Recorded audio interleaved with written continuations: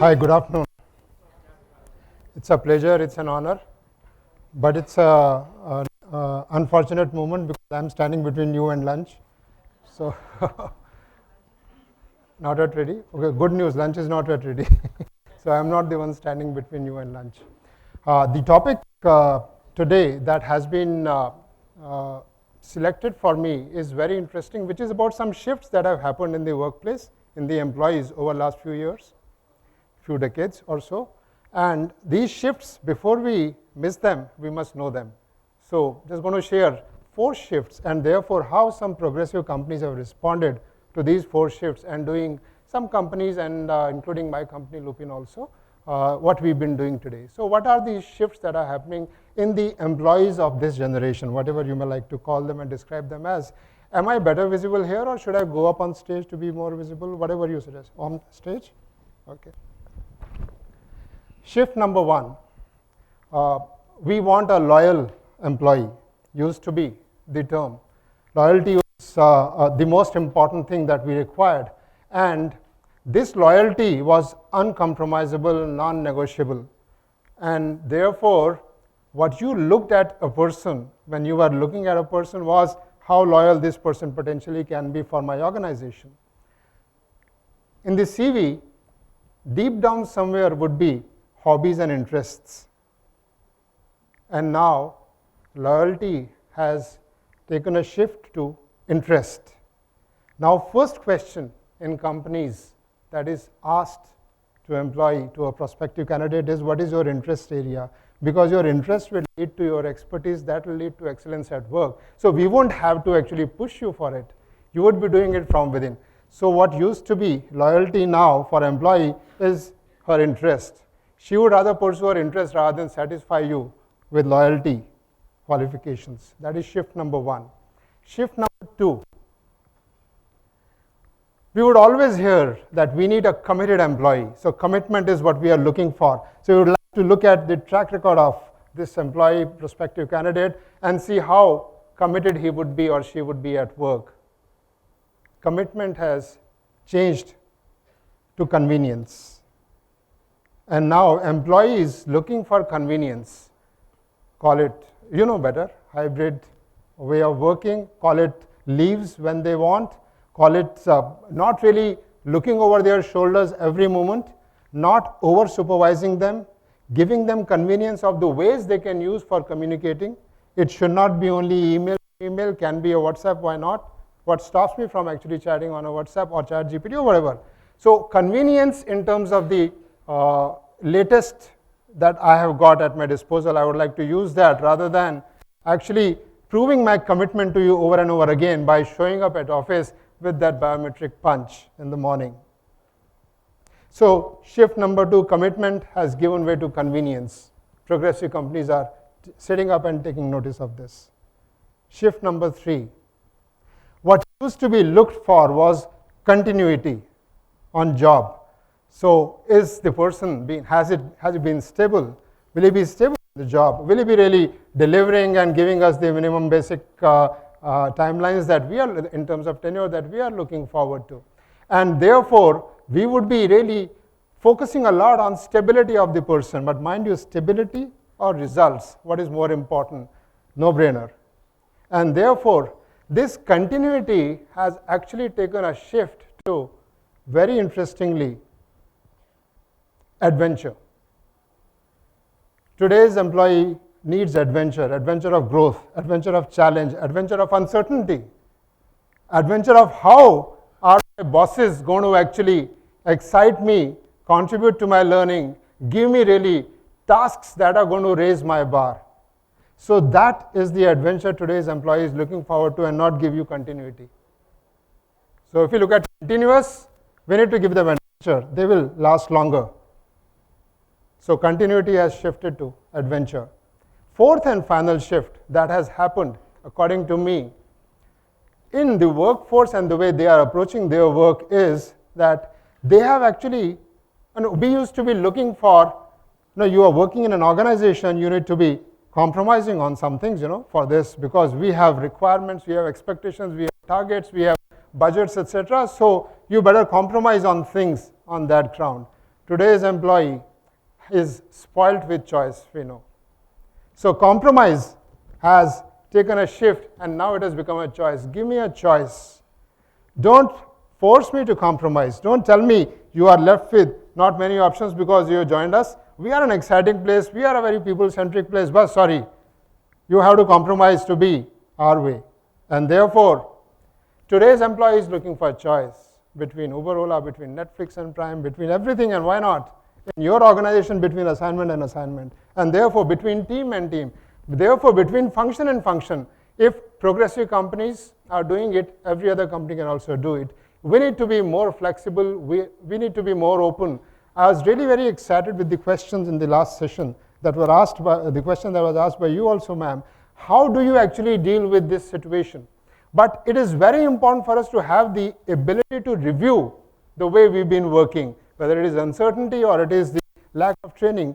What is the current latest context, and therefore what should be our reviewing for this so that we create our own priorities?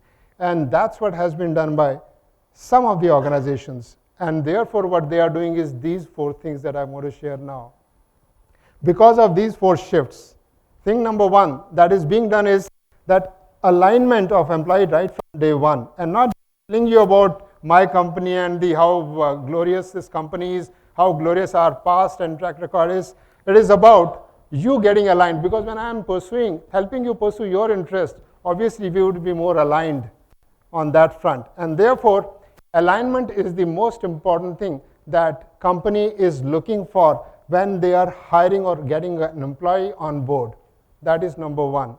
Number 2, it's very important to listen to voice of employee. So listen to what employee has to suggest.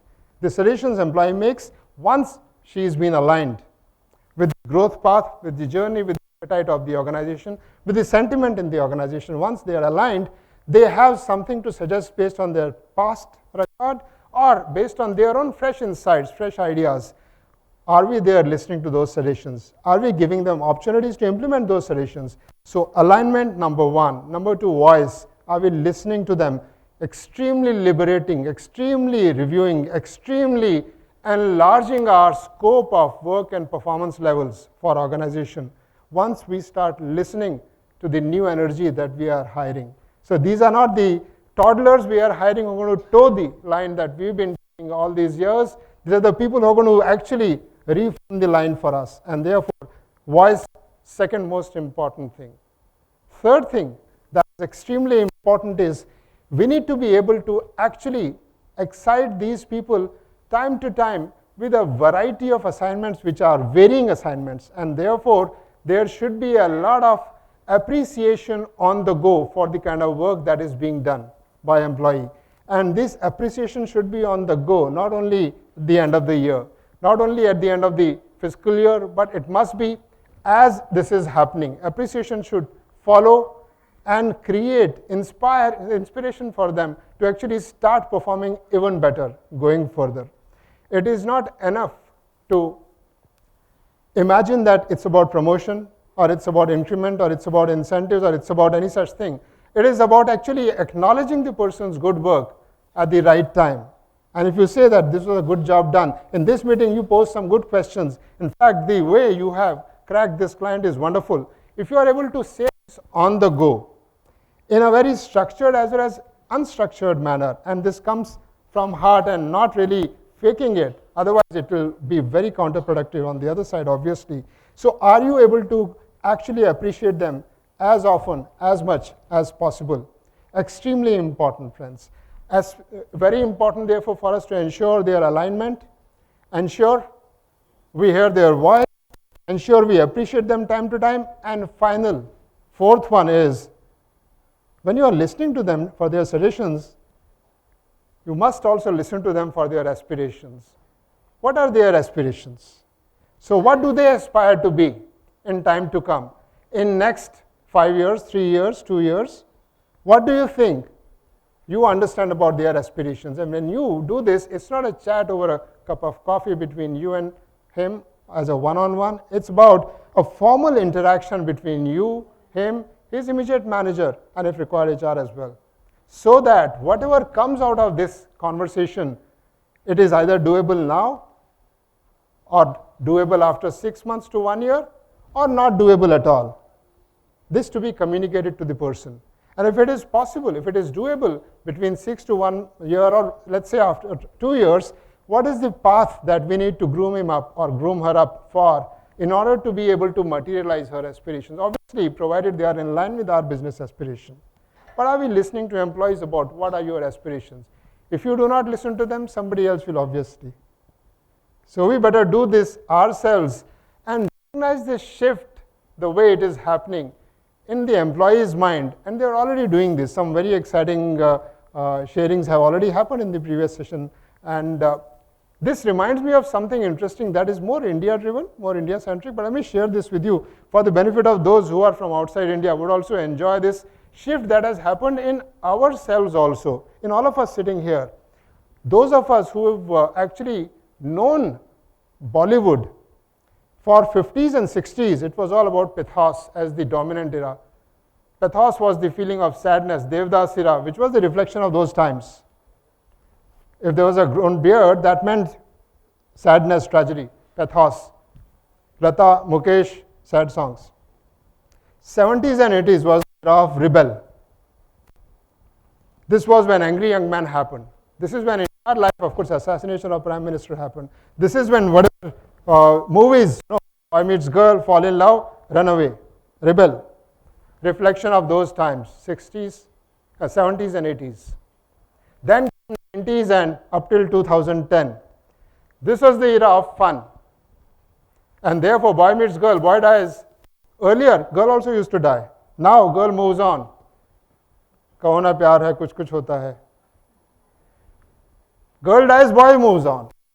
And this was very highly acceptable. It was popular because more important is to be in the moment and enjoy this moment and be in fun. Era of 90s and up till 2010.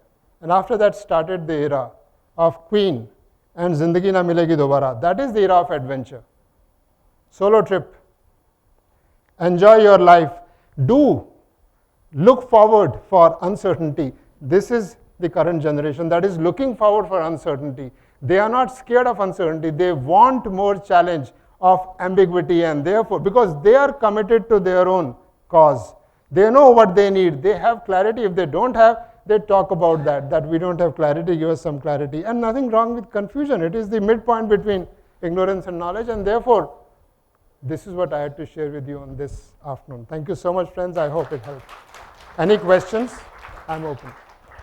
Yeah, wonderful insights. Now Gen Z is catching up. Because my daughter is a Gen Z and she started her career 3 years ago. So how do you see Gen Z in future leadership roles, and what is the difference between millennials and Gen Z?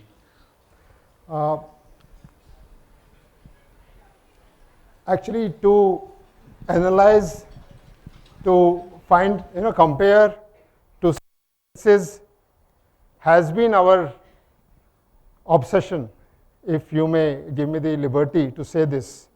We've been obsessed with analyzing, with comparing, with trying to find out how does it actually evolve. In the name of evolution, we end up doing this comparison.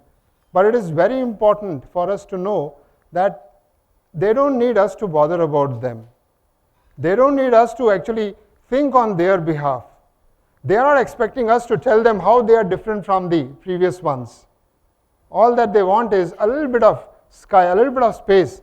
And we are all there, of course. All of us know that. As parents, we do that very well. And that was a beautiful analogy. As parents, we do all this very well. Because high stakes, highly personal. But on job, I'm a manager. And I start discussing this analysis. I start getting into this intellectualization, which I'm sorry, I try and stay away from. So I don't know if I have satisfied you with my answer. But sir, excuse me on this. Thank you so much. But focus is on understanding, not on comparing at all. Yes, sir. Yes, sir. Sir, I'm Sahishnu Majumdar, and you spoke wonderfully about this, the generation that has gone on to adventure. But adventure is a phenomena that we saw a few months or a few years back was one of moonlighting. Okay, employees moonlighting. Do you think that that is an expression of this need for adventure? Absolutely, absolutely. And how do we deal with Bang it? on, I bang mean, on. how do you deal with this? Do you? See, again, I don't want to be a kind of, the one speaking gospel truth kind of thing. So I don't claim to be like that, but you better cope with it rather than deal with it. You have to catch up with it because this is happening. Whether you know it or not, whether they feel comfortable telling you or not, this is happening. This is the matter of fact, and therefore you have to catch up with it. It is a reality because moonlighting means what? Their opportunities of interest, and they are going there because you did not provide them here. You provide them here, they'll be doing it here. Brilliant question. Thank you, sir. Thank you so much. Thank you. Thank you, Mr. Rituraj. That was very, very insightful.